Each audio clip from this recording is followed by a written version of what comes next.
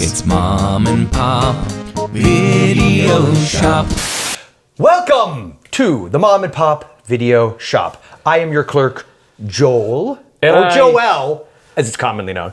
And I am your clerk, Tyson. Tyson, I like that. Tyson sounds way cooler than Joel. Yeah. You would not believe how many people ask me, "Oh, is your name Joel?" No, it's Joel. Gilliam. Joel. Joel Robinson. I've been called all kinds of things. I call you Robinson all the time. Yeah, that's true. So we are here, and if you've clicked on this, you know what we're covering. Although, maybe that's what it is. I gotta figure out a way through YouTube to like make our reviews a little bit more enticing. Like they don't know what we're covering. Like, oh, what is this? Like, you know, like basically some clickbait ass title to get people to want to. Because you know what I'm saying? Like, I feel like people are looking for a review for a thing. Yeah, let's click on this video of these two schlubs talking about. We don't know what they're talking about, but boy, I feel like but if you make it like this movie blew our minds, you know, or like no, I see. I see what you're saying though. I've never been so furious, or is this the end? I loved all those YouTube channels. You know, they did our last video. Where we cover this movie, because we're covering, ready, this one you'll like because you can totally. Do I get a guess at all? Oh, yeah, sure. It is a 2026. Holy shit, 2026? Yeah, I'm going retro on this. Is that even I already got it on Blu-ray. It is, yeah, because I got physical media. It counts. 2026, okay. Yeah. Give me something else. I'm trying to think. You've seen it. Have I seen anything this year? Yeah, you really have. In the theater. I did? Yeah. I love that he's not putting in 2026? Yeah, bro. Not that long ago, actually. With me. Oh! It's Mulva! I feel like sorry, Chris. I feel like such an asshole now. It's okay. I perpetually feel like that. I'm like, I've only been in the theater one time, like in the last 6 months, and it was to go cover Mulva. Yeah. It's like, it could have been that one. Yeah. We're not going to cover that movie. Good call. But you know why I'm covering Mulva? Why, Joel? Because I wanted a video for us to cover. Right. But also because of all of Chris Seaver's movies that I have seen, and I've seen quite a few at this point, I have to say this might be my favorite. It's definitely up there. I have a couple that have like an affinity for it, but I realize I'm very much a man alone on an island, probably with a very small group of people. I would go out on a limb and say this is probably the best shot Chris Seaver. Yes, and also I feel like this is the one caveat. My only reservation for doing a review of this, we're friends with these guys, so obviously I feel like it's like one of those, like, when you're watching the shows where we have to disclose as the journalists, we also take funding from so-and-so and so-and-so. I don't think Chris would have any problem with us saying either that Chris Seaver material is not for everyone. Oh, hell no. And he wears that badge with pride. Yes, so. I think so. I have fallen in love with the Seaververse over the years, mainly because of, and let's see if I can find it without wasting a bunch of time. Here it is. I have it on VHS and Blu-ray. The Zero Budget Heroes doc that Zach Oliveras put together. It was on Tubi. I think it's still on Tubi. That's how I actually found Chris in his world. And it's been awesome to get, I actually got to meet him in person the day before they screened this in Tampa.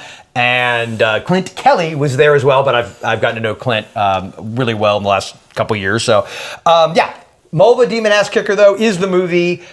This is going to be fun because it is small font. We've got Deanna Naja, I believe is how you pronounce it. She is Mulva in this particular movie. Katie Keating, Jason McCall. He plays Bone Jack. He's great. We got Bob Beckman.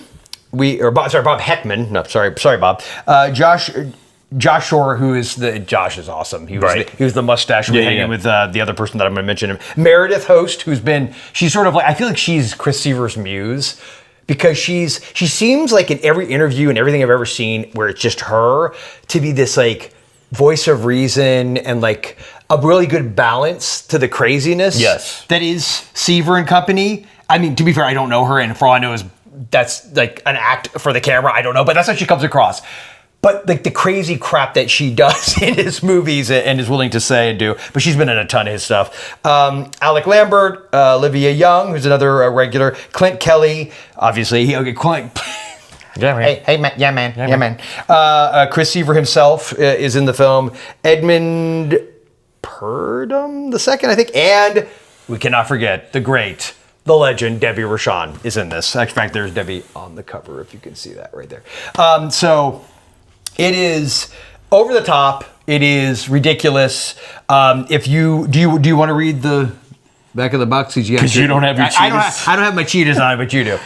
In the year 2000, budding movie maker Chris Seaver, who gave us the Weirdsies, Yes. connected with a like-minded group of pop culture geeks from Long Island, New York, to create Mulva Zombie Ass Kicker. Yes. A A crude yet hilariously over-the-top horror comedy made for a mere $400. $400 was a lot for a Seaver flick in 2000. Oh, probably was. But he made it for a mere $400, which went on to worldwide distribution on DVD, Blu-ray, and streaming. 2.5 decades later, Seaver returns with a bigger, more outrageous reboot that this time pits our sugar-infused heroine against the metrosexual antagonists from the director's infamous Filthy McNasty quadrilogy. Mulva is frustrated by her inability to reach the final level in Kunshindo, so her friends hold an epic Halloween-themed summer party in the hopes of cheering her up. But a pair of uninvited, no-good Nick outcasts threaten to derail those plans by summoning a trio of schema sex demons who will grant their wish to spoil Mulva's food. It'll make sense if you watch the flick. In exchange for wreaking carnal havoc upon the unsuspecting partygoers. It's the ultimate geek versus succubus throwdown. Yes. Which I never knew how much we needed. A geek versus Oh, yeah. succubus. So we throwdown. went and saw this in the theater. We got invited to the premiere, courtesy of Chris and Clint. And legitimately, like, here's the thing, man. If we had been invited and I didn't enjoy this, I would have appreciated it for the, because I'm like, I guess, you know, we make our own indie stuff, so I know how hard it is. I always say this: Ed Wood and company, they were trying their asses off, and I respect the game, even if you feel like the outcome isn't at a certain level. Fair enough. But this legitimately, not only was it shot really well, right? Seeing it on the big screen, it was very engaging.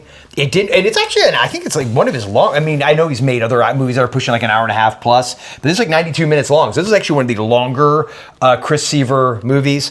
One of the producers on it is another person who I'm a huge fan of, and I think you have you seen Ozone at this point? Yeah. Oh, you did see? Yeah, okay. Yeah. So Jared Bookwalter And The Dead Next Door. In The Dead Next Door, and all kinds of great, was it King of the Vampires and Zombie Cop and lots of great stuff. He produced this and is a fan of a lot of Chris Seaver's older stuff, and they've done other stuff together. So it was just a really fun, goofy ass Chris Seaver. It's like pure Chris Seaver, but more mature, which is saying something because his movies are very immature. So, but you know what I mean? Like there was like a maturity to the filmmaking. Sure. Is the best way to put it. Like the way it was put together, the way it was edited. I know he did his initial cut, and then I think JR took it over to do like sound and all that kind of stuff. But the sound design was actually really good because again, the theater. Yeah, we talked about that. The score was great. Yeah, the score was fantastic. If you're a fan of ska music, this is definitely I feel like for if you're you. not a fan of ska, then you don't like Chris Seaver movies because that's like they go together like this. But yeah, it's a fun ass movie, man. If you are the kind of person that subscribes, as am trying to more and more, to the idea of take the work serious but don't take yourself serious. If you're one of those people, I feel like you can dig Mulva, Demon Ass Kicker, because it does not take itself serious. It doesn't take anybody in it serious. But I will say I feel like there was a concerted effort to make a really strong comedy horror flick. Like I think and I'm not saying he doesn't feel that. He doesn't try that with some of the other ones, although I'm sure he'd be the first to tell you that the, shot on video Warlock stuff, like they're intentionally trying to make it as cheeseball and like done in like a 4-hour kind of movie because they're trying to capture that spirit of that era. But yeah, no, as a movie though, man, for me, and I'm gonna say for me, this is for a Joel thing, I'm gonna rate it 3 tapes. Because it is absolutely one I would have kept out the whole weekend. I might have tried to watch it twice. It's one I would have watched and then called you up and been like, "Hey man, you gotta see, you're not gonna believe this freaking movie." So it borders of like going into like 3.5 to 4 territory in the sense I might have been willing to pay a late fee if you couldn't come over, and I was worried that there's only because this is the kind of movie there would have only been one copy. Like, you know what I mean? There would have only been one copy in the new release. I would have been surrounded by whatever starts with like an M and an N or something. It would be in that era, it would have been up there. It'd been the only one I would have been walking by and gone, what the hell is that? And I pulled it down and be like, okay, that cover is awesome, which, by the way, here's the actual poster.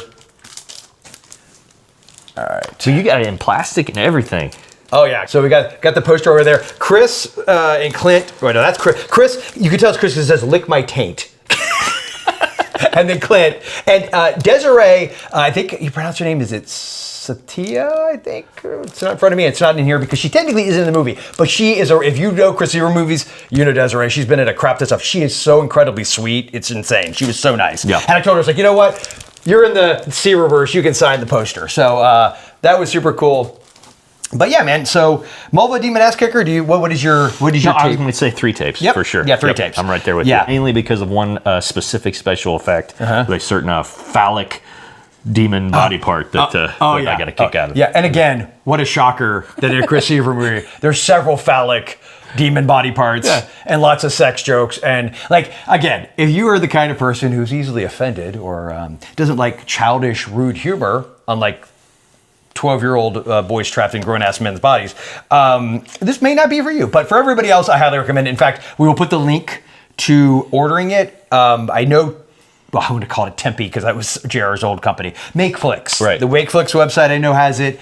I think you can get them directly from Chris himself too if you want to. But yeah, can't recommend it enough. Mulva, Demon Ass Kicker. It's a lot of fun. And actually, Debbie Rochon was fantastic in it too. Her and Josh. Oh my God, they're the duo. I mean, because you remember like, dude, he is so funny. That dude. Oh my God. Did he play 3 characters? He plays like at least 3 characters. Yeah, at least 3. So highly recommended. And check it out. And I guess in the meantime, remember. Mom and Pop's our love of... Well, I think I've said this before, but my favorite installment in the Seaververse, Blood Fart Lake. Never stops. Mom and Pop.